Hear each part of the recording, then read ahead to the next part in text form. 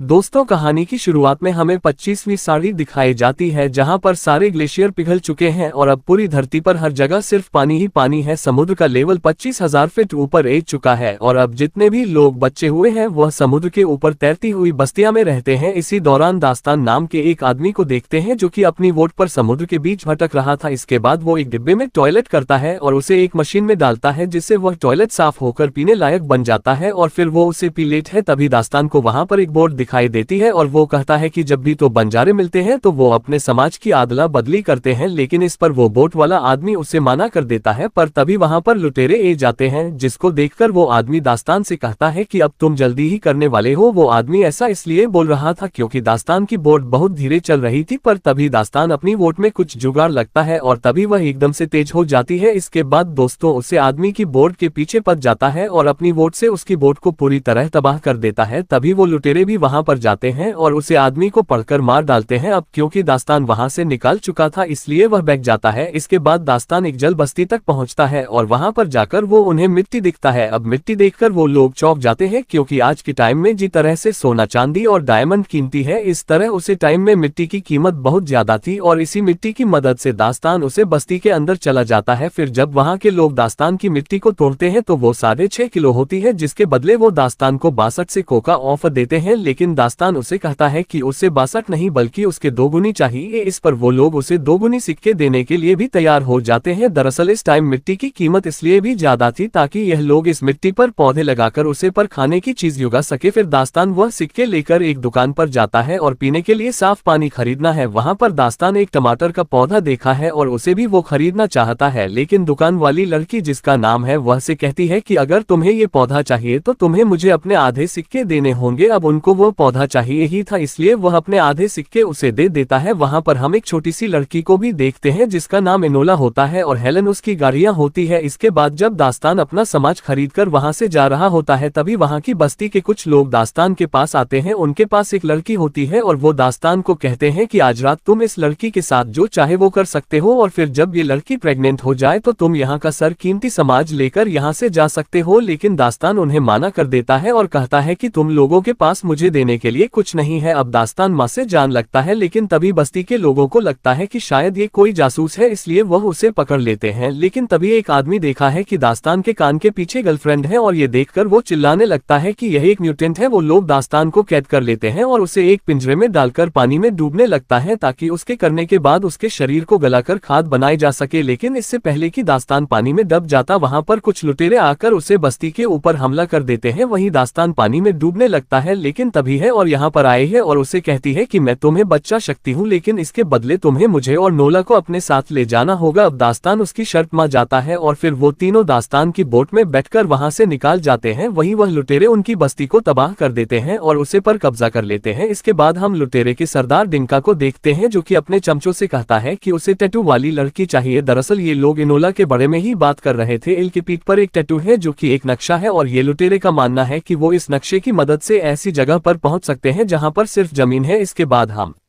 दास्तान को देखते हैं जो कि हेलन को कहते हैं कि उन्हें एनोला को मारना होगा क्योंकि हमारे पास उतना पानी नहीं है जिससे हम तीनों जिंदा रह सके। पर इस पर हेलन उसे माना कर देती है और कहती है कि यह तो सिर्फ एक बच्ची है। इस पर दास्तान उसे कहता है कि बिना पानी के तो तुम लोग वैसे भी कुछ ही दोनों में मारे जाओगे, लेकिन हेलन फिर भी एनोला को बचाना चाहती थी इसलिए वह उसे नीचे बेसमेंट में जान को कहती है, जिसके बाद वो दास्तान के सामने अपने कपड़े उतार देती है और उसे किसी तरह से माना लेती है। वहीं दूसरी तरफ हम दिनकर को देखते हैं जो कि अपने चमचों से कहता है कि उसे किसी भी कीमत पर वो टैटू वाली लड़की चाहिए ही चाहिए और इसके लिए वो प्लेन पर अपने कुछ आदमी को दास्तान के पीछे भेजता है। फिर कुछ ही डर में वो लोग दास्तान के पास पहुंच जाते हैं और उसे पर हमला कर देते हैं। फिर दास्तान हथियार लेने के लिए नीचे जाता है और ऊपर हेलन को लगता है कि शायद दास्तान भाग गया इसलिए वो खुद ही उसे प्लेन पर हमला कर देती है। अब उसे हथियार में से एक रस्सी निकलते हैं जो कि प्लेन में जाकर फंस जाती है। तभी दास्तान वहां पर आता है और वह बहुत ही मुश्किल से उसे रस्सी को काटकर उसे वोट से अलग कर देता है। अब हेलन की हरकत से उसकी वोट पूरी तरह से कबाड़ हो चुकी थी, जिससे गुस्सा होकर दास्तान हेलन और इनोला के बाल काट देता है और उनको कहता है कि आज के बाद मेरी बोर्ड की किसी भी चीज को चुन मत। अब वो लोग आगे बढ़ाई रहे थे कि तभी दास्तान को एक बोर्ड दिखाई देती है, जी पर एक आदमी होता है। हेलन उसे कहती है कि हमें उससे बात करनी चाहिए, शायद उसके पास खाने के लिए कुछ हो सकता है। अब दास्तान ऐसा करना तो नहीं चाहता था, पर हेलन के खाने पर वो उससे बात करता है। फिर वो आदमी उसे कहता है कि उसके पास एक बहुत ही बेस्ट कीमती चीज है, जो था एक कागज, क्योंकि समुद्र की दुनिया में तो कागज का मिलन नामुमकिन था। वह दे सकता हूँ, लेकिन इसके बदले तुम्हें मुझे हेलन देनी होगी। इधर दास्तान उसकी बात मान जाता है और कहता है कि आधे घंटे के लिए हेलन तुम्हारी हुई, तुम जो चाहे इसके साथ कर सकते हो। इसके बाद वो आदमी हेलन को लेकर नीचे चला जाता है और उसके साथ इंटीमेट होने की कोशिश करने लगता है, लेकिन तभी वहां पर दास्तान आ जाता है और उसे आदमी को कहता है कि हमारा सौदा कैंसिल हुआ, अब तुम यहाँ से जा सकते हो। लेकिन तभी वो आदमी चाकू निकाल लेता है और दास्तान पर हमला करने की कोशिश करता है, लेकिन उसकी यह कोशिश नाकामयाब रहती है क्योंकि दास्तान उसे ही मार डालता है। अब दास्तान को पता था कि हेलेन और इनोला भूखी है, इसलिए वो पानी में कूदता है और एक बहुत ही बड़ी मछली का शिकार करता है, जिससे ये सभी पेट भरकर खाना खा पाते हैं। अब कई दोनों तक साथ रहने के बाद दास्तान हेलेन की तरफ अट्रैक्ट होने लगता है और उसकी इनोला के साथ भी दोस्ती हो जाती है और इसके साथ ही वह उसे पानी में तैरना भी सीखना है। अब ऐसे ही कुछ दिन बीत जाते हैं और एक दिन दास्तान देखा है कि डिंका और उसके गुंडे उसे ढूंढ रहे हैं। अब दास्तान को शक होने लगता है कि लुटेरे बार बार उनका पीछा क्यों कर रहे हैं, जबकि उनकी तो उसके साथ कोई दुश्मनी भी नहीं है। तभी हेलो उसे बताती है कि नोला की पीठ पर जो टैटू है वो एक नक्शा है, जिसकी मदद से ये लोग जमीन पर पहुंच सकते हैं। अभी सुनकर दास्तान उसे कहते हैं कि ये सब फालतू की बातें हैं और ऐसी कोई भी जगह नहीं है, पर हेलेन उसे कहती है कि ऐसी जगह मिली थी तो उसकी टोकरी में भी मिट्टी थी और वह मिट्टी तुम्हारी मिट्टी से ज्यादा अच्छी कीमती थी। अभी सुनने के बाद दास्तान हेलेन को एक बॉक्स में बैंड करता है और उसे समुद्र के ताल पर ले जाता है, जहाँ पर वह उसे बड़ी बड़ी बिल्डिंग दिखता है जो कि पानी में डूबकर बिल्कुल वीरान हो चुकी थी, ताकि उसके मामे जमीन को लेकर जो झूठी हूँ उम्मीद है वह सभी खत्म हो जाए। इसके बाद जब वह दोनों वापस ऊपर आते हैं तो वो देखते हैं कि लुटेरे ने उनकी वोट पर कब्जा कर लिया है। इसके बाद दास्तान से पूछता है कि इनोला कहाँ पर है, क्योंकि इनोवा लुटेरे को देखकर पहले ही चुप चुकी थी। अब हेलेन इनोला को देख लेती है, पर वो चुप रहती है कि अगर तुम लोग मुझे नहीं बताओगे तो मैं तुम दोनों को मार डालूंगा। अब इससे पहले कि वही करती है और वह लोग उसे उठाकर अपने साथ ले जाते हैं। अब इनोला के जाते ही लुटेरे हेलेन और दास्तान पर भी हमला कर देते हैं, पर तभी दास्तान हेलेन को लेकर पानी में कूद जाता है और वो दोनों काफी देर तक पानी के नीचे रहते हैं। फिर जब